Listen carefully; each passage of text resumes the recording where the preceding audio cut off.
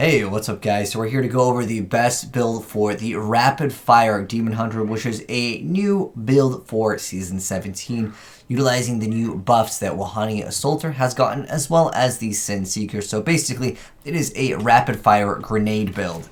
But we're going to go ahead and hop into some gameplay. I'll go ahead and explain what you're going to be needing to actually run this build, as well as what you're trying to look for as far as getting the rolls on certain pieces of the gear. I don't have everything best in slot at the moment, and I'll go ahead and talk about that once we go ahead and go over the build, but I just want to show you guys some gameplay really quick.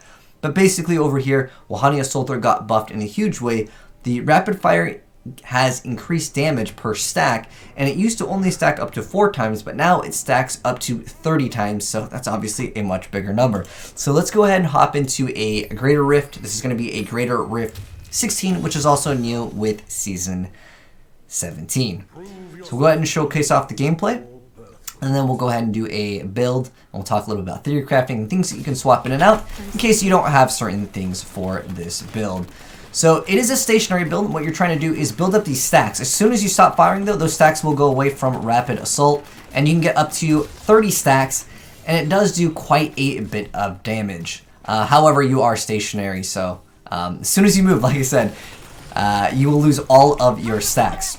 It is a relatively squishy build, so keep that in mind, especially because if there's any AoE on the ground, you could very easily die, especially if you don't have Vengeance up, so try to watch your cooldown on that as well. So basically, you're going to be holding still, and these grenades are going to be bouncing everywhere. Don't feel like you need to shoot an enemy until it's at 0 HP. The reason why I say that is because the grenades will be bouncing several times after you initially shoot them, so you can just kind of do things like this where you're just moving the cursor all around, and that should clear out majority of the enemies that you will encounter. If there's any AoE on the ground, you do kind of need to not stand in it or any explosions, which does technically lower your DPS because you're resetting the amount of stacks that you will be getting on your Rapid Assault. But I feel like we've pretty much showed off what we need to as far as the gameplay goes. It's a pretty simple build, but we'll go ahead and talk about what you're going to be needing in each piece of gear and what you want to try to roll once we can finally clear out this area and go back into town.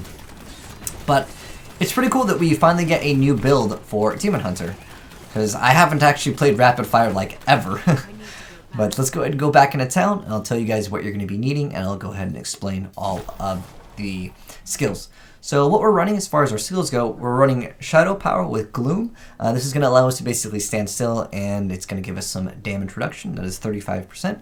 We're also running a Rapid Fire Bombardment. That's what's going to give us those grenades to actually be able to bounce, in combination with, of course, our Hellcat Wasteguard, which is going to have our grenades bounce additional times, which will increase our DPS not only because they are going to be lingering, but we're going to also get increased damage because they will be bouncing multiple times. And then we're also running Preparation of Focused Mind. That's going to grant us discipline so we can use Shadow Power Gloom much more frequently. And then we're also running the Wolf Companion so we can go ahead and deal more damage.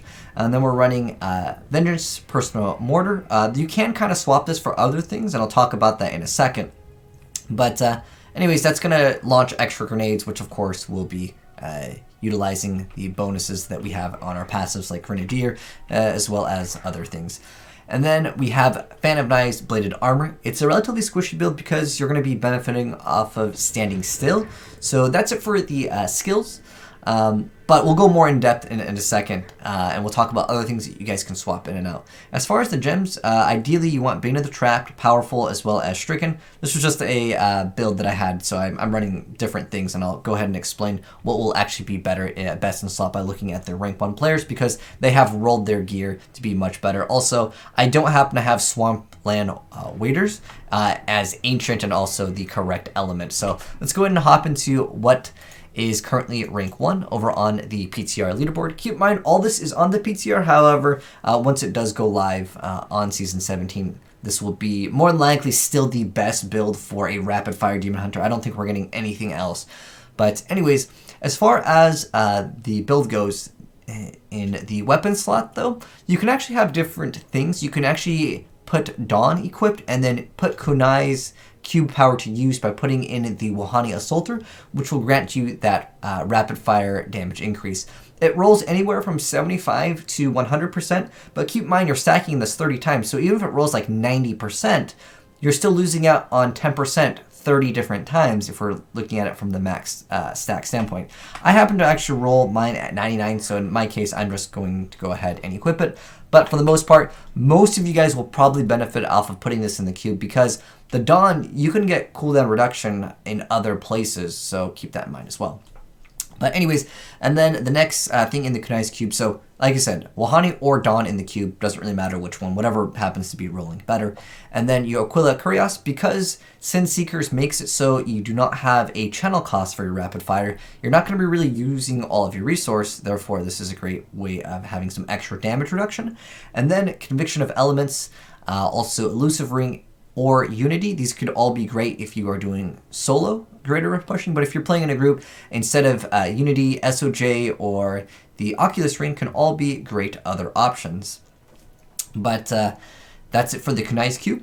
Now onwards with the gear and what you're going to try to look for. Let's start off with the helm. So the Visage of Guns is going to be what you're going to be looking for. You're going to want Dexterity, Crit Hit Chance, and Rapid Fire Damage. For the shoulder piece, you want Dex, Vitality, and or Life. You want area damage, as well as cooldown reduction on a few pieces of gear, depending on what you need. You can also have this roll other things that would be defensive stats if you wanted to, but again, depending on your cooldown reduction. I happen to be running the Golgok of Swiftness to actually get some extra form of cooldown reduction, but this is an important piece because it also offers the 25% increased damage as well as taking 25% reduced damage. The same thing with the Visage. That's going to also give you damage reduction when you are in Vengeance. As far as the chest piece over here, Cinder Coat, because you will be launching the fire grenades with your rapid fire. You're going to really want Cinder Coat. That's going to give you extra damage, and it technically does reduce the resource cost, but it's really the first shot that you'll be doing with rapid fire that will actually utilize that cost reduction. And then for the amulet, the S of Johan is ideal if you can get an ancient one. It's really excellent because what it's going to do is, because these grenades will be bouncing all over the place, it can suck in other targets, and because grenades are going to explode and do AoE damage, it's just usually going to be ideal for that reason. But what you're looking for on your amulet is crit hit chance, crit hit damage. Depending on how high your threshold on your main stat, aka dexterity on the Demon Hunter, you can roll off the main stat and get fire damage, which is the element that we're using, or you can get CDR, again, depending on, of course, what you have as far as thresholds go. But yeah, really just for pulling your enemies in. And then next up for the gloves, we're running Mage Fist, looking for, depending again on your thresholds on your augments, you're looking for crit hit damage, crit hit chance, main stat, again, if you happen to not reach certain thresholds. And then looking for area damage and perhaps CDR if you need more cooldown to keep your Vengeance up. And then for the belt, this is another important piece of gear. It's the Hellcat Waistguard. What you're really looking for is Dex, Vitality, All Resist, and Life percent. And also, I want to mention briefly, really quick, for theory crafting, because the grenades bounce additional times, it's a chance to bounce, but the final bounce increases it to 800% damage. You could theoretically get more damage faster if it bounces less times. So you could have a less integer on like the bounce because it rolls anywhere from 3 to 5. 3 could actually kill a target faster if that one final bounce would have killed the target. But if it would not have killed the target, yeah, obviously more bounces is better. But I just want to mention that as kind of a theory craft. Depending on certain difficulties, it can matter. But overall, more likely you just want the higher number. But technically, I will mention that briefly. Anyways, Lacuni Prowlers, these are very, very, very difficult to roll because there's a lot of times where they will not roll the element damage, they won't roll crit, they won't roll your main stat. But if you can get them, ideally you want to have the element stat, which is going to be fire, and then you want to have crit hit at chance. They're always going to roll attack speed, so don't worry about that. And then on top of that, you want your main stat. In this case, he decided to augment and just add the stats because these are very difficult to roll. But having more attack speed is actually really key in this build because, of course, your rapid fire is going to not only proc more times, but also the stacks to proc much faster here. Now, as far as the rings, pretty much crit hit chance, crit hit damage, and then if you're rolling Unity, you're going to have that elite bonus damage, which is pretty good for another multiplier. But if you happen to have a bunch of dexterity, you can roll off that and just have flat damage like he did over here with the elusive ring. but again, pretty much the same stuff overall. If you happen to have a really good conviction of elements, again, swap that out with elusive ring as far as like what's in what slot, but you definitely need elusive ring. Definitely required in the build, either in cube or equipped. The unity is optional. Conviction of elements is kind of optional. You can run the SOJ to get more as far as your primary resource, which can actually benefit, of course, with this a little bit better in case you have to move. Now, the Pants Swampland Waiters, these are actually a Witch Doctor item, so you will have to roll a Witch Doctor to actually get these, but we're really here just because of the bonus element damage that these can roll, either cold, fire, whatever the case may be. Almost everyone will be at one point making a Witch Doctor, or they'll be playing with a Witch Doctor, because every LON build will pretty much be running these pants, and that's because they have a bonus of up to 20% of element damage, but it does need to be ancient, so it can be a while before you can get a good one. Even if it doesn't happen to have the dexterity, because these will always roll with int. Instead, you'll have to roll that off, hopefully get 2 sockets, the correct element, and what we're really looking for is main stat, vitality, resistance, and the element damage is the most important. And the secondary doesn't really matter at all because it's for Witch Doctor. Again, as far as the weapon goes, you want high damage, 10% extra damage, then main stat, and then attack speed. It would be ideal here. For the boots, these are actually really good for this build because you're able to move unhindered through enemies. You basically want to go into a very large group and just, like I said before, just move your mouse all around like this. Because the grenades will be bouncing, you don't need to stick on the same target. That's really important if you want to be efficient with doing clears with this Demon Hunter build. Because it is a stationary build, there's a lot of times where it just feels like a little bit slower. But if you do that tactic, like I mentioned, when just moving your mouse around, it can definitely help out. But for the boots, what you're looking for is main stat, vitality, resistance, and of course rapid fire damage. In this case, I know he has intelligence, but it's because he probably took it from another character because he just needed to have those ancient illusionary boots. As far as the quiver, it's required for you to have some seekers because it has that secondary stat of the rapid fire no longer costing anything after it starts channeling and deals up to 300% bonus damage. His rolled perfect. But what you're looking for on this, again, depending on your thresholds on your main stat, you can roll that off completely, but you're looking for attack speed, crit chance, area damage, damage against elites, and then rapid fire damage. But as far as the passives go, he's running Call of the Week, Numbing Traps, Grenadier, and Ambush. Pretty much everything is going to be the same on most builds, but you'll see some slight variation on some of them. Like he's running side cannons, and let me go ahead and go into some of the theory crafting, as well as other things that can be good. So I'm running Personal Mortar because that's going to go ahead and add more grenades. But side cannons will also give you extra life. Because this build is relatively squishy, you'll see a lot of different builds are running a few different things here. As far as in the slot for this guy's running from the shadows. And then he's also running Leech. Pretty much everything is the same. He's running Ancient Parthian Defenders. My guess is due to him just not having an Ancient bracer that he has use of. But like Nemesis are great. Ideally Lacuni Prowlers, but again, those are so difficult to roll. And you can see he is running an SOJ over here, the Stone of Jordan. That's going to be for the bonus fire damage, as well as having that extra discipline can be quite nice for, of course, you to be able to survive. And then going into what people are running in hardcore, there's only like one guy that's got a relatively good push over here. As far as the gems go, it's Stricken and Trapped. You'll see that very, very common in higher, greater roof pushes. But every piece of gear is the same. It's pretty much the best build. He is running an Esoteric Alteration. If you don't meet the thresholds for being able to survive, because this build, it actually benefits off of holding still and gaining those stacks. It can be more of a benefit to just run this if you can't sit still in AoE if you want to clear things. So keep that in mind as well. He's also running Thrill the Hunt. That's, again, more of something to hold a target still. And he's also running Vault with Tumble. I also wanted to mention real quick, because some movement abilities in Diablo will still continue your stacks. And Tumble, or Vault essentially, will not keep your stacks. So if you're trying to use Vault, there's also someone that was running Smokescreen.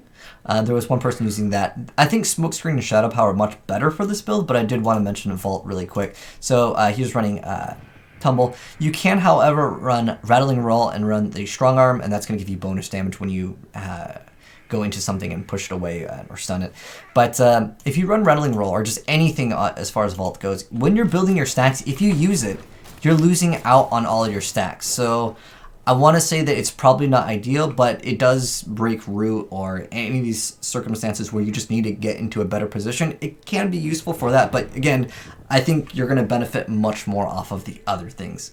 As far as the passives go, there is one thing that I wanted to mention for theory crafting. If someone wants to try Brooding and the Pants over here, which is the Death's Bargain, it can be another weird build, and I always like seeing weird builds. Where is it? Death's Bargain, where if you're sitting still, obviously a bunch of enemies will be coming towards you, but you get a aura that deals a bunch of damage, equal up to your life per second as physical damage, but you no longer regenerate life. That could technically be something to look out for if you want to try weird builds. I know it's not going to be considered the best build, but I just like theory crafting and showcasing off some interesting things in the game. But that would be benefiting, of course, off of holding still.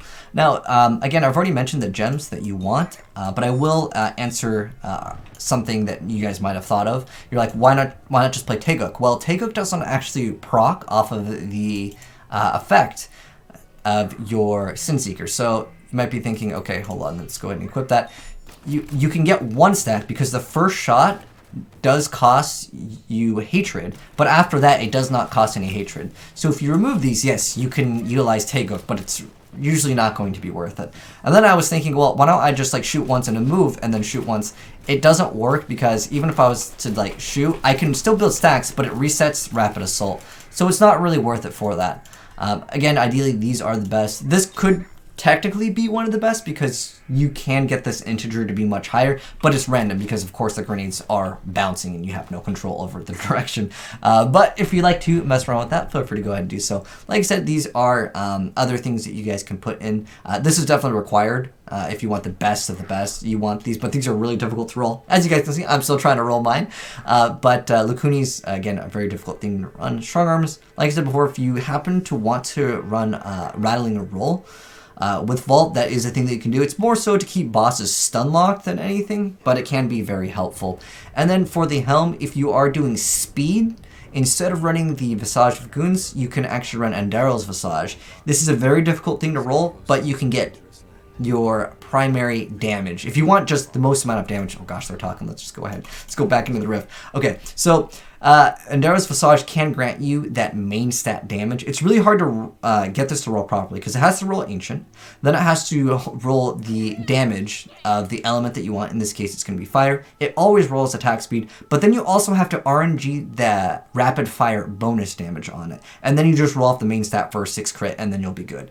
But you do lose out on a lot of toughness. But again, once you get to a certain part in Diablo, you'll be blown through the content really fast. And if you're doing speed, let's say T16, after you've got lots of paragons to dump into, it can be very useful. But anyways, guys, that's it for the build. Let me know what your thoughts are on the new Rapid Fire Demon Hunter.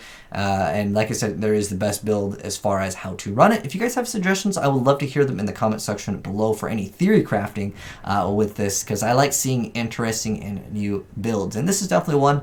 But let me know if you are playing Demon Hunter, are you going to be running this or are you going to be running something else? For me, in Season 17, when it finally does come out, I will probably be running Wizard, because I really like that Archon build. It is quite fun. If you guys haven't seen that, I will have it pinned down below. The Archon build is probably one of the best. I'm not sure if this is going to be the best build for Season 16. I know Crusader and Wizard were tied previously before the update, before they kind of got nerfed in a sense. But if you guys want to see that, I'll have a pinned comment that also goes over the latest patch notes for, of course, the Season 17. But it's cool.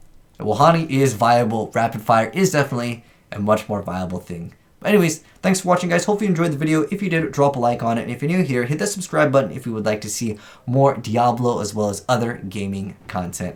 Peace.